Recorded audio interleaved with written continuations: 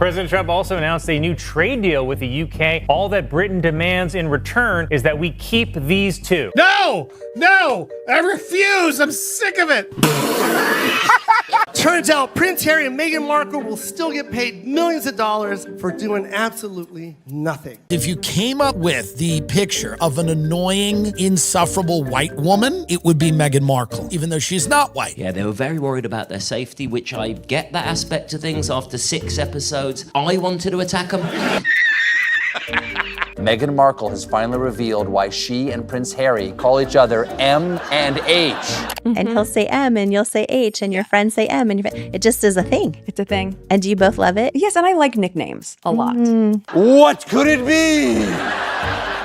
A mystery for the ages. I had no idea how racist they were. It's the royal family! They're the original racists!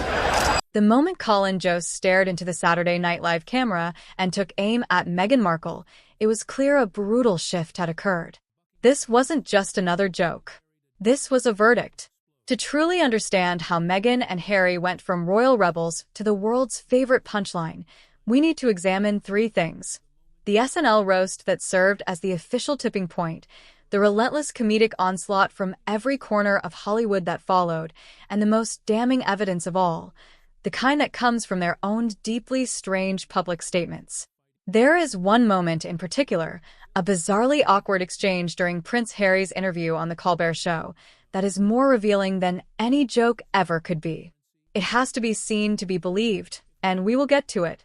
But first, we have to start with the takedown that ripped the whole narrative apart.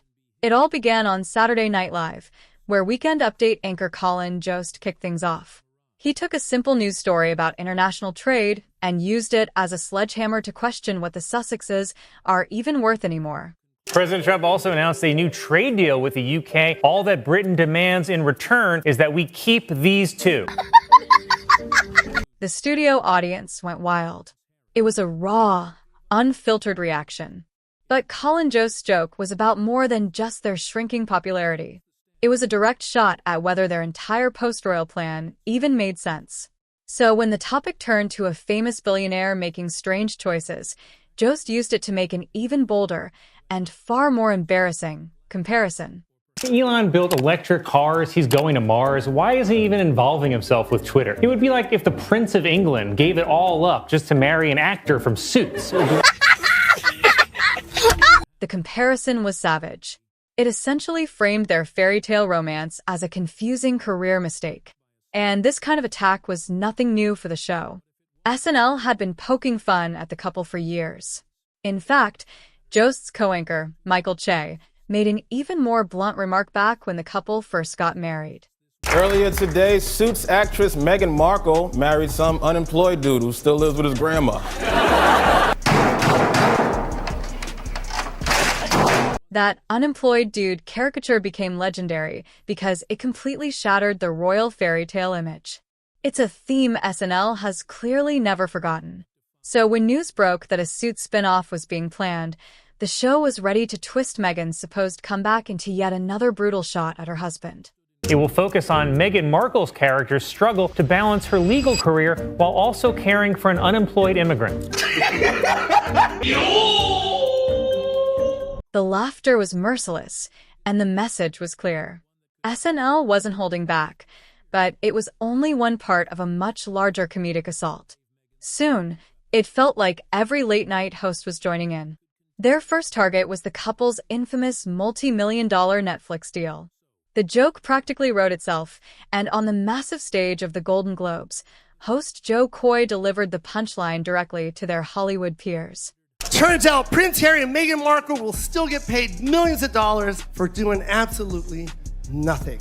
That joke, delivered in a room full of people who actually have to produce content for their deals, hit hard. It crystallized the growing perception that Harry and Meghan had cashed in on their titles without delivering results. This idea, being paid for nothing, became a running gag across the industry. Over on The Daily Show, Trevor Noah framed it in a more direct and personal way, imagining what Meghan herself must have been thinking. This is what happens when you bring the first black woman into the royal family. She looked at Harry and she's like, "You need to get a job." But the mockery quickly pivoted from their bank accounts to something far more fragile, the very foundation of their story. Attacking their work ethic was one thing, but questioning their victimhood was another level entirely.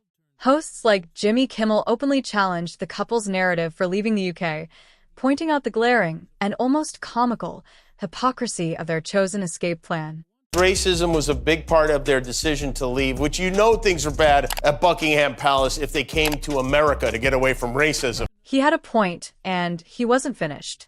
He zoomed in on the sheer absurdity of royals suddenly acting worried about genetics. They should hope that the kid looks more like Meghan than Harry. No offense, but Harry kind of looks like the guy who played Screech, may he rest in peace. With their most serious claims now being openly ridiculed on national television, the criticism snowballed and became even more personal.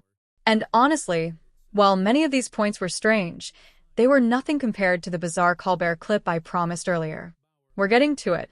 But first, comedians turned their attention to the couple's attempt to build a personal brand, an effort many saw as an easy target. Even their cute nicknames were turned into jokes by Stephen Colbert. Meghan Markle has finally revealed why she and Prince Harry call each other M and H. And he'll say M and you'll say H and your friends say M and it just is a thing. It's a thing. And do you both love it? Yes, and I like nicknames a lot. What could it be? A mystery for the ages. Meghan's new Netflix cooking show only fueled the criticism. Reports claimed she wasn't actually cooking, just beautifully repackaging store-bought food. This style over substance narrative gave Jimmy Fallon the perfect setup to mock the entire situation. Why does Meghan Markle make her own pretzel bags? They don't know why. That's interesting. She takes it from one bag and puts it in another bag. There's another bag. And that confuses people. This marked a significant shift. It wasn't just professional comedians anymore. The sentiment had saturated Hollywood so deeply that other actors began talking about it. Meghan's presence was now being framed, however jokingly, as a low-level public annoyance. Meghan Markle has ruined your workout regime. Is this true? If so, yes, she has. This marked a significant shift. It wasn't just professional comedians anymore. The sentiment had saturated Hollywood so deeply that other actors began talking about it. Meghan's presence was now being framed, however jokingly, as a low-level public annoyance. She went to a yoga place, which is my yoga place. But now that she went there, everyone's going to want to go there. When other celebrities are complaining on national television that you're crowding their yoga class, you know the narrative has spun completely out of control. But the polite jabs of late-night TV were nothing compared to the brutality of stand-up comedy. With no filters, comedians like Ricky Gervais went straight for the classic theme of royal entitlement. Once at a gig, the back was Harry and William, Madonna and Paul McCartney. Not one of them paid.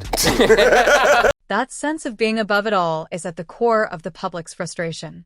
While Gervais attacked their entitlement, others like John Mulaney skipped social commentary altogether. He went straight for the throat with a simple, direct insult aimed at Harry's intelligence and his life-altering decisions. You dumb ginger. You leave your title because you don't like your 94-year-old grandma? That's the definition of something you wait out. Mulaney's joke was a sharp passing jab. But for other comedians, the Sussexes became a full-blown obsession. No one was more merciless than Tim Dillon, who unleashed a torrent of abuse, portraying Meghan not just as phony, but as deeply insufferable. Came up with the picture of an annoying, insufferable white woman, it would be Meghan Markle, even though she's not white. For Dillon, this wasn't just about her public persona. His critique evolved into a brutal attack on her intelligence, which he framed as her defining trait. You'd be stunned at how dumb she was. Not because she's black, because she's an actress who was on the show Suits. While Dillon's attack was pure vitriol, comedy legend Chris Rock delivered a more surgical and arguably more devastating critique. His perspective on race carries immense weight. So when he spoke, people listened. He began by seemingly agreeing with the couple's core premise about the royal family. She thinks we're all animals and that she's helping us with jam and honey. Then he completely pulled the rug out from under Meghan's central complaint. I had no idea how racist they were. It's the royal family. They're the original racists. He reframed the conversation about concerns over how dark a baby's skin might be, turning it into a moment that stripped away the narrative's emotional power. They wanted to know how brown the baby was gonna be. That 1-2 punch was crushing.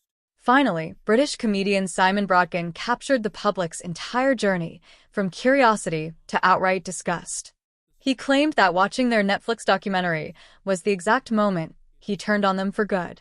That's not racist. Even black people want to know how brown the baby gonna be. It was the small, self-important details that drove him crazy, like their contrived, corporate-sounding nicknames, which felt completely inauthentic. Before I watched it, I was not a fan of theirs, but now I've actually heard their side of the story, I f***ing hate them. He was also baffled by how they presented routine royal traditions, such as the curtsy, as uniquely traumatic experiences, something that to many people sounded wildly out of touch. Then they start calling each other H and M, and I just thought, oh, do f*** off. Harry's own cringeworthy language in his book gave comedians even more ammunition, making him sound both unrelatable and unintentionally silly. Harry says, how do you explain to someone who you've just started dating that they have to curtsy to your own grandmother? How do you explain that you bow to your grandmother and that you will need to curtsy? Especially to an American. Like, that's weird. And I'm thinking, maybe just tell her that your grandmother is the f***ing queen. But for Brodkin and many others, the final straw was hearing multimillionaires complain about having to pay for their own security. That complaint erased whatever sympathies still existed. Let me quote you here. Me and M pulled the pin on a fun grenade. I actually started rooting for Prince Andrew. The verdict from the stand-up world was clear. Guilty on all counts. But there was one final stage of public mockery, perhaps the most humiliating of all. When comedians are finished, the cartoonists step in. And no show was more savage than South Park. Yeah, they were very worried about their safety, which I get that aspect of things after 6 episodes. I wanted to attack them. From there, creators Trey Parker and Matt Stone widened the attack. A cartoon interviewer confronted Meghan directly, calling out her alleged hunger for the very fame she claimed to reject. You've lived a life with the royal family, you've had everything handed to you, but you say your life has been hard, and now you've written all about it in your new book, Win. The show portrayed Prince Harry as completely oblivious to the hypocrisy, leaping to the defense of his Instagram-loving wife in a way that only made him look more foolish. Because your family like stupid and then so are like journalists? So you hate journalists. That's right. And now you wrote a book that reports on the lives of the royal family. Right. So you're a journalist. The punchline landed when they finally found a quiet, normal place to live, only to seem confused by it, reinforcing the idea that what they wanted was never privacy, but attention. We just want to be normal people. All this attention is so hard. Isn't it true, sir, that your questionable wife has her own TV show and hangs out with celebrities and does fashion magazines? While South Park devoted an entire storyline to their hypocrisy, shows like Family Guy opted for quicker, more brutal drive-by jokes, usually focused on laziness and greed. What are you suggesting? Some people might say that your Instagram-loving wife actually doesn't want her privacy. My Instagram-loving wife has always wanted her privacy! For animated satire, the Sussexes had become shorthand for getting paid to do nothing. We are leaving! We'll go find some quiet place where we can be normal people! Come on, wife! We want privacy! It wasn't just Netflix. It was the entire cringe-inducing world of sponsored content that comedians imagined the couple inhabiting. It's so quiet and empty here. If we moved her, then people would think we're really serious about wanting to be normal. As savage as the cartoons were, they simply reflected the source material. And more often than not, that source was Prince Harry himself. During his interview with Stephen Colbert, there was a moment where it felt like Colbert was trying to offer genuine on-air advice disguised as a movie quote. Sir, your millions from Netflix for no one knows what. Put it with the rest of them. Harry's casual response completely missed the weight of the moment. Colbert offered a powerful message about ending the debate and simply being a good man, but it seemed to fly right over Harry's head. That disconnect perfectly set up the final moment from that night, the deeply uncomfortable exchange promised from the very beginning.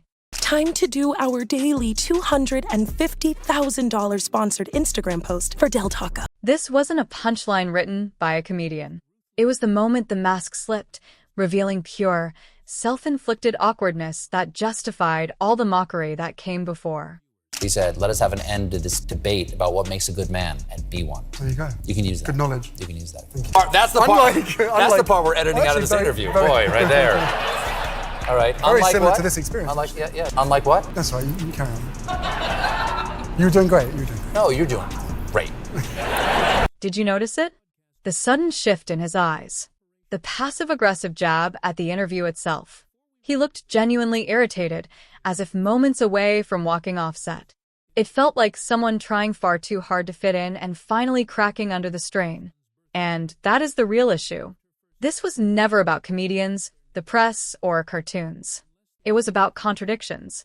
You cannot declare war on the media while chasing its spotlight. You cannot preach victimhood from a life of extreme privilege.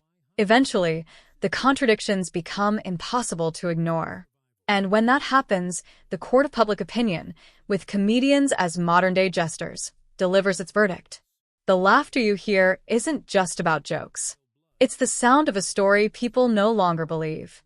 Which raises the final question. After all the missteps, ridicule, and self-inflicted damage, is there any move left for Harry and Meghan to recover? Or is their brand now permanently defined by punchlines?